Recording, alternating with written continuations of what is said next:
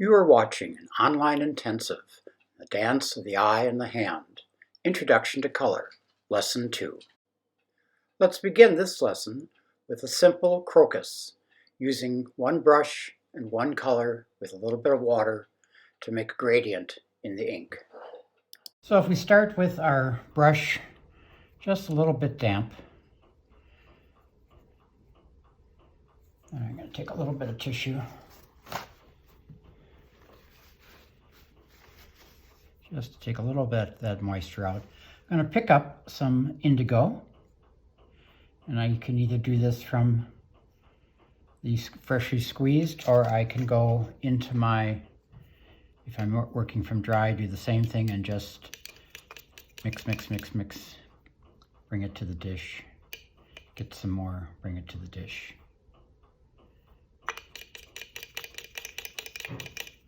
Either way will get me to the same end result. Pick up a little bit more here.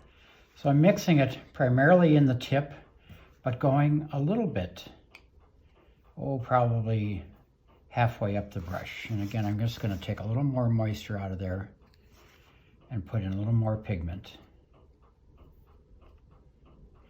And we're going to do just a little clump of crocus flowers. And if I'm starting at the base of the bloom, the petal, and put my base down and just flatten the brush out, I can get this wonderful gradient from full indigo to lighter, and a little bit of whiteness at the top. And I can repeat that again, do another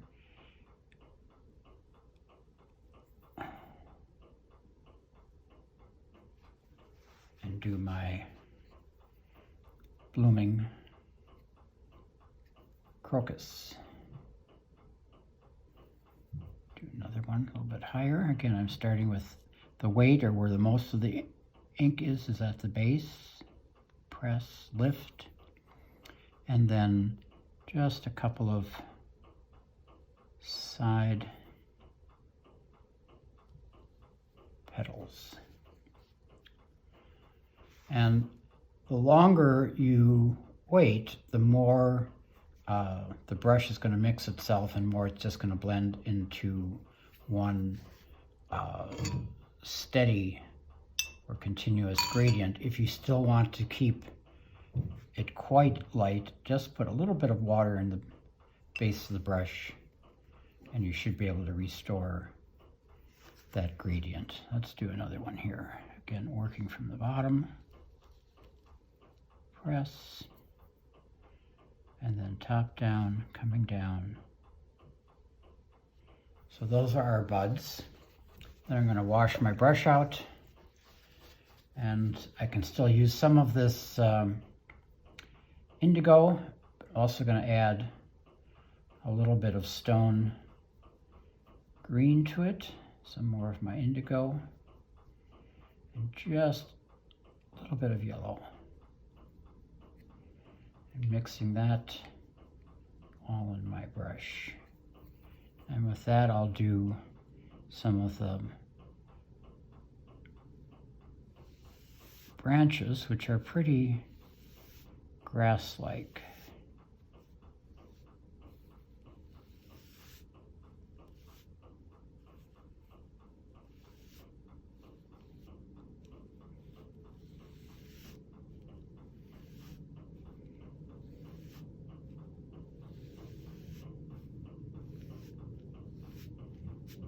Maybe just a couple coming out of the snow.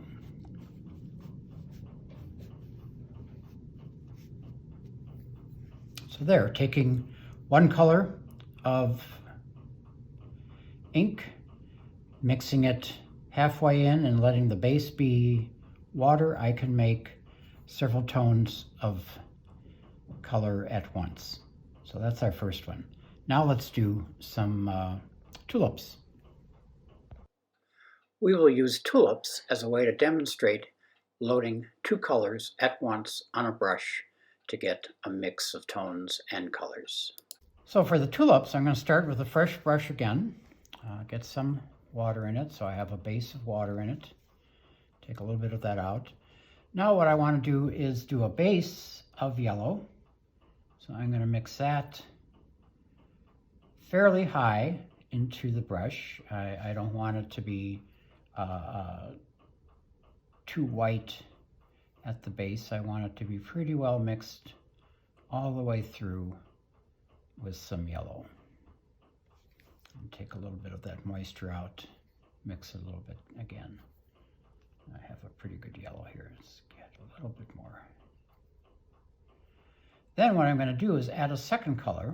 I'm going to just add a tip, and I'm going to take the tip and just dry it in my tissue. So I'm taking out some of that yellow, and then I'm going to put it in the carmine and mix that in just a little bit. So for tulip, I'm going to start at the tip, bring it down, and then press pretty strongly. And there I'm getting two colors, two tones at once. Again here, pressing.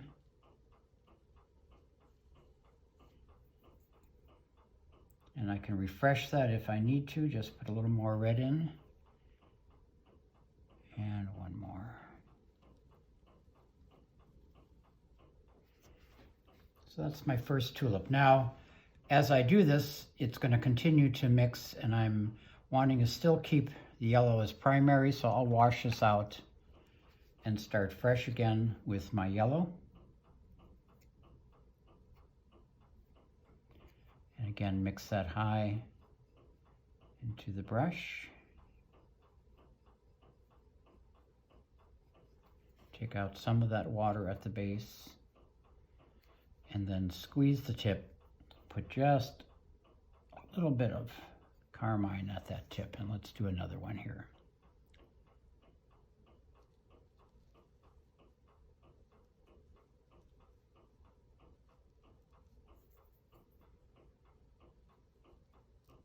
We're just pressing down, going from red tip to yellow base. I'm going to refresh that base because I'm going to lose a little bit of it each time I press. Refresh that tip. And one more. And then pressing and really wanting to get down to that base so I get that full base of yellow. Let's do one more. This one can be more of a bud. Again, loading the body of the brush with a good amount of yellow. Taking some of that yellow out and then mixing it so it's more pigment. Then squeezing that tip in the tissue and just picking up a titch of red. And we'll do a little bud.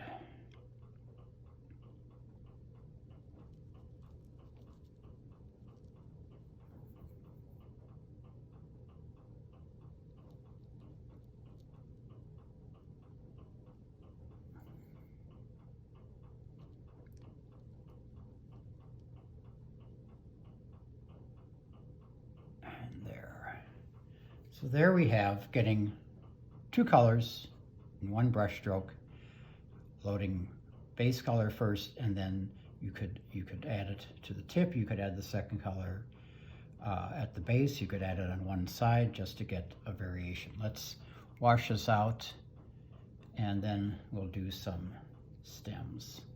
And for the stems, I'll pick up some of that yellow that we just used in the center here, mix a little bit of the stone green, a little bit of indigo, bring it down, and then just a bit of yellow. And I can do this, I could mix that so it's all mixed solidly, or I could do it so that it's not mixed solidly, and I'll get some variation as I go. Let's start with first our stem, and then we'll do a couple of leaves. starting, and then press strong. And here I can see I still have some of that yellow in, so I'll get some variation in that stroke. I can put some stone blue in here, press and down.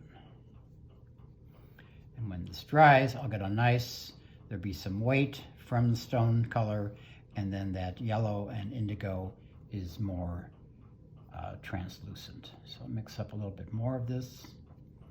Again, some of the stone green and some of my indigo to bring the color down. Titch of yellow. And again, starting with stem, which has a certain stiffness to it.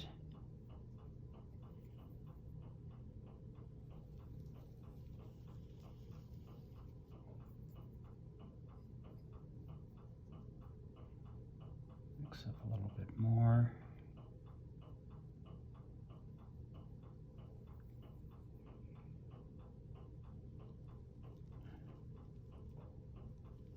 And here I'm twisting the brush to get that widening towards the base.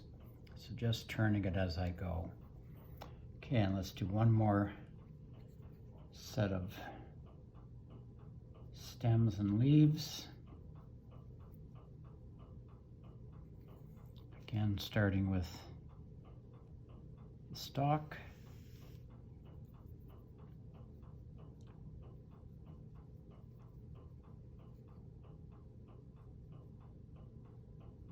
Again, if I just roughly mix this, I should get some nice variation in tone as I come down, as I press, widen it out, connect it to the stem, and then repeat that on this side.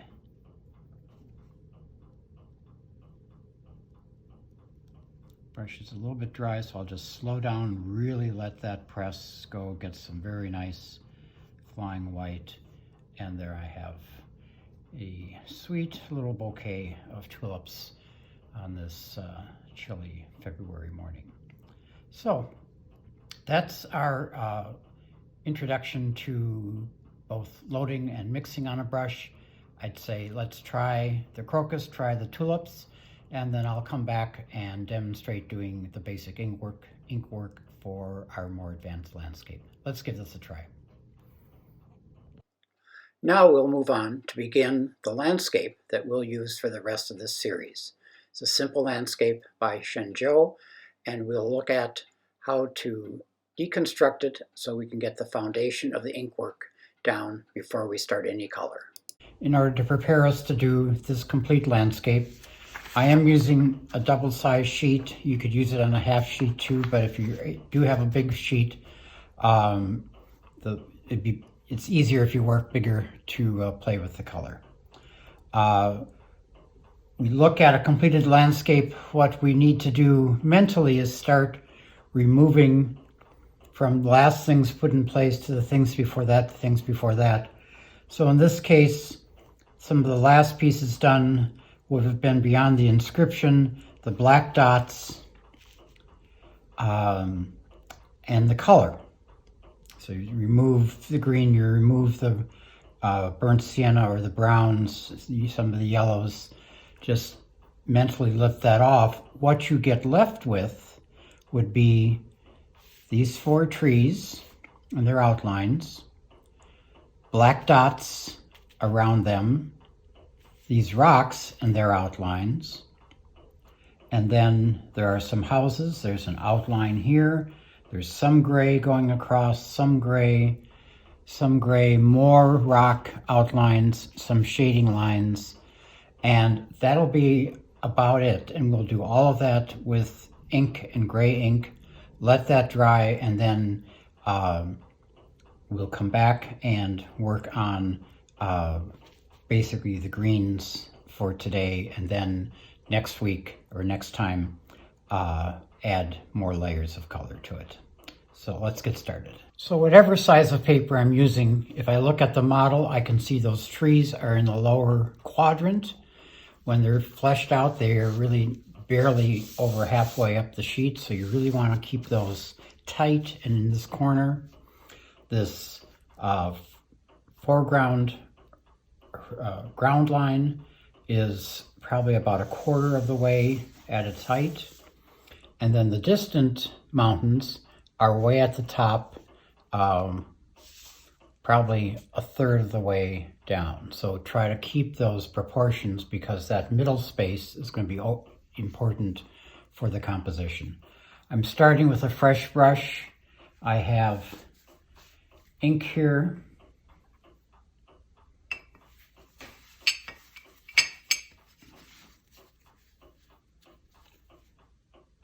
Pick up a little bit of ink and work it into my brush. First, I'm going to start with the trees. And with the trees, I try to determine which is the host tree and which ones are the guests. And test sheet here. Just a little more. So I determined this tree in the middle to be the major one, and I start with that major one using black ink, but I can do this in sort of sections, bringing down my trunk. Just a little dry. Bring down the other side of the trunk.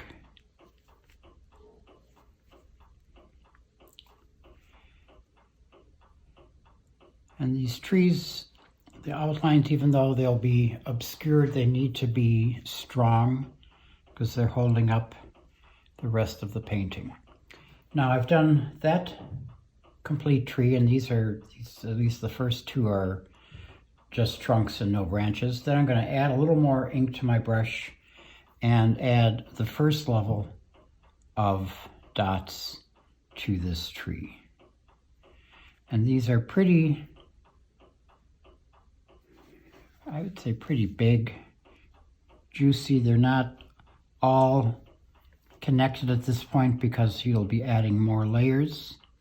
But I'm just kind of working up and really working that ink into the paper. So they're not just a press and let it bleed, but they're more of really embedding those dots into the surface of the paper. So they're strong and they'll hold up when I add the rest of the detail to this piece.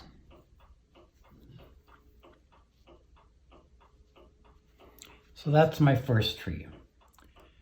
Second tree, I'll put right next to it. And the reason we do one tree at a time is that I will not know where to put the second one until I've started to leave this one out. So I want them, they're a cluster of trees, so I want them to have a relationship.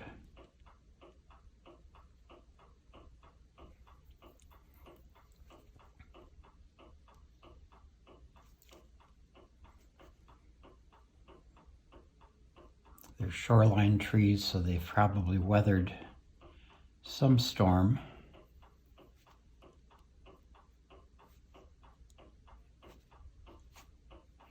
And then again, I'm going to do my sort of basic layer of dots for this particular tree.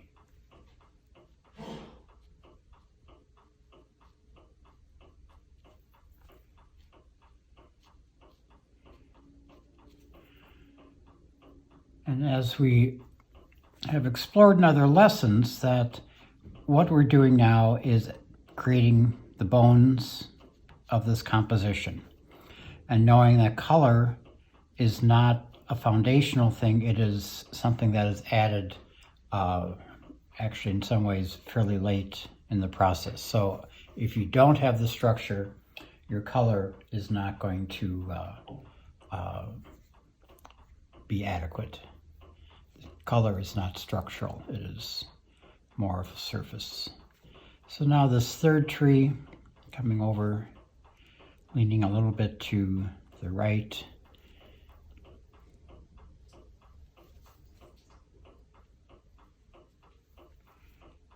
There's a little bit of a branching.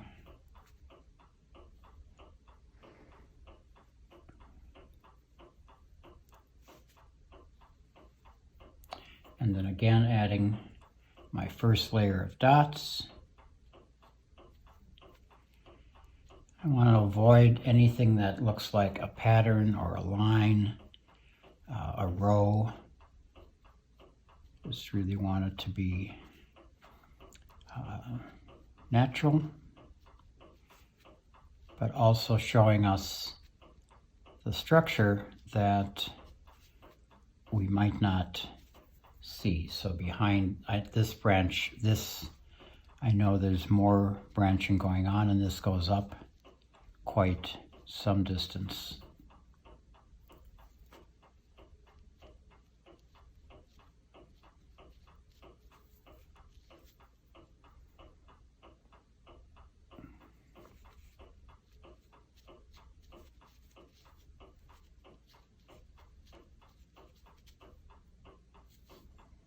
And then my last tree, which is appears as if it's perhaps dead. I've started close to the trunk, because when we are doing trees, we always start with the trunk.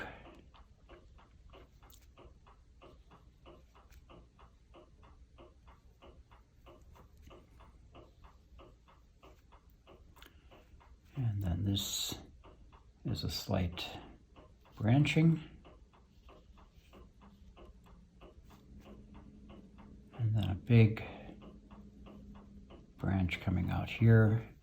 Since this appears to not have leaves, to not have life, the branches that are remaining need to be strong. They're not wispy. They have maintained their strength, even though the tree has apparently died.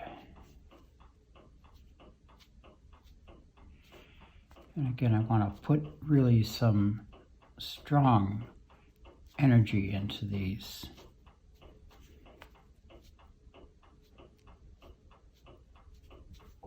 Almost like you would for a winter tree.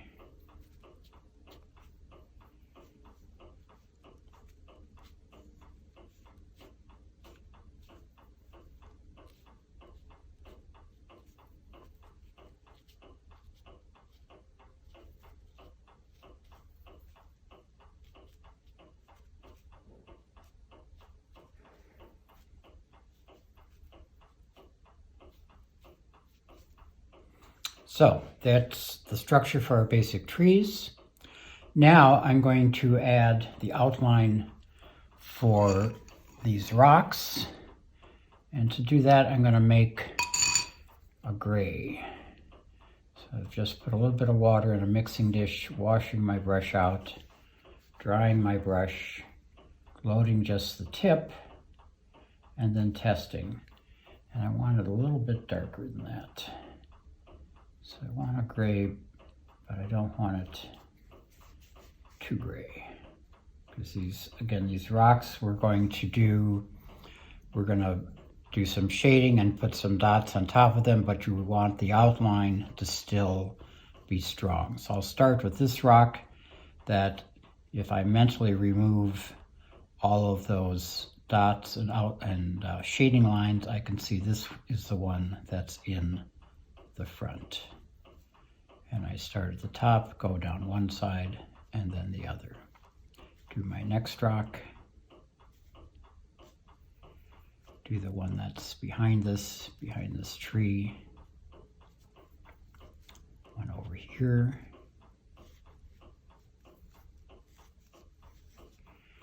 And for the rocks, I'm not using the tip of the brush, I'm using more of the side of the brush to get a little more rough line, expressive line. Large rock over here that's looks like it's on the shore. So there are my rocks. I then will do some shading lines, and these, and the ones on the bottom, are just pretty broad. I'm going to dry that a little bit so I get a little bit of flying white, but they're weighted in the bottom. A couple back here, a couple more here.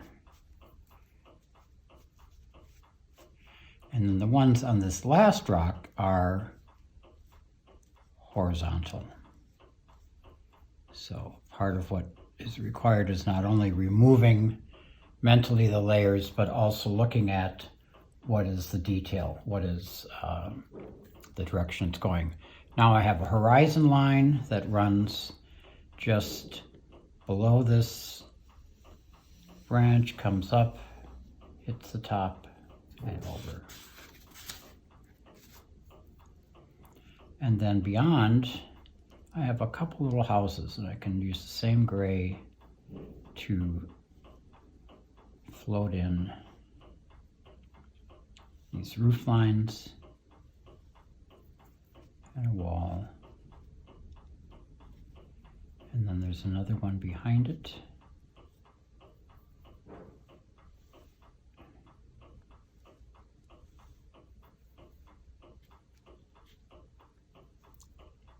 So those are our houses. Now, I think I'm going to shift my attention to the top of the painting. Test my gray again. And I'm going to do the outlines of these rocks. And again, I want to start with what I perceive to be the foreground, which is over here.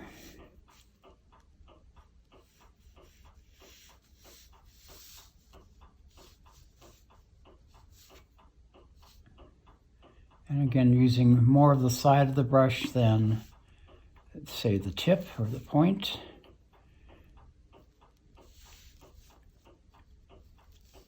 And just putting in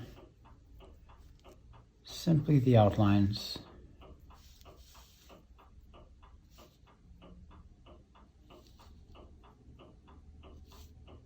And these go fairly dry off the page. I can add in just a couple of those lines. Let's finish the rock outlines up here. A little narrow shape. And then one that's behind that. That's the peak. So there's our rough outline for our distance. We can use the same ink here to do some of these shading lines. Let's get a little more in there. So we have some horizontal shading lines. Let's get a little bit more in here.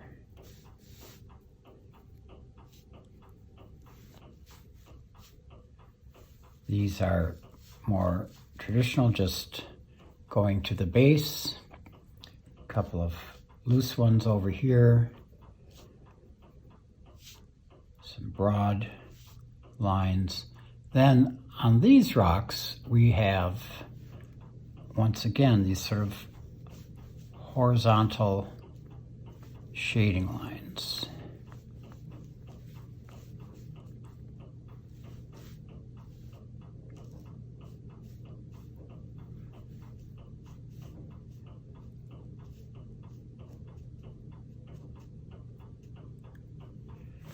And then some more over here. And for this, I'm using much more, the brush is almost horizontal to the paper, just using the full side of the brush, pulling down some of these other shading lines. And again, what I'm creating is the base so that I have that to work from when I start doing the rest of the painting in the color. Some of these come down quite far. If I add just a bit of water to my brush now, I can go a few tones lighter and a little bit wetter and add some more shading to these shapes. So I'm sort of doing 2 layers of shading here.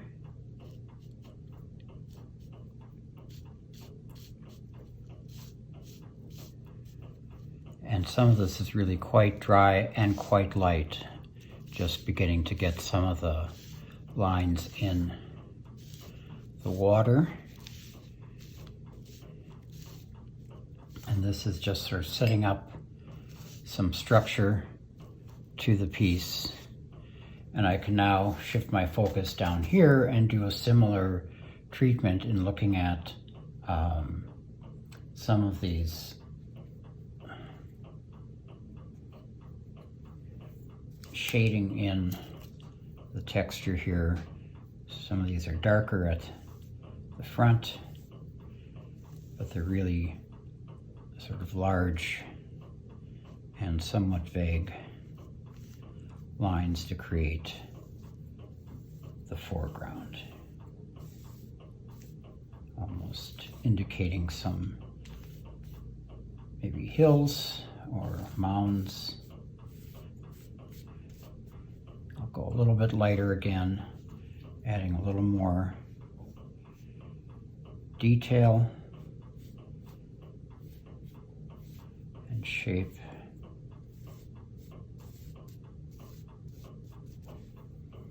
And that'll be as far as we take this today. The next time we will add, starting with the green, some of the leaves, and then with burnt sienna, some of the color on the rocks and the water, and then lastly the dots to top it off. And then finally our person with the boat will be probably one of the last things we do. So for this week, let's start with doing the foundation of this piece, and then next time we will start the color. Have fun. Bye-bye. Here is a model of just the ink work to start this painting. It's available in the handout that you can download from the website. I would also encourage you to try working from the color version to practice removing mentally layers and layers and layers to get down to the structure. So if you need to, use this as your reference, but you can also try experimenting working from the complete painting to see if you can mentally break it down to this point.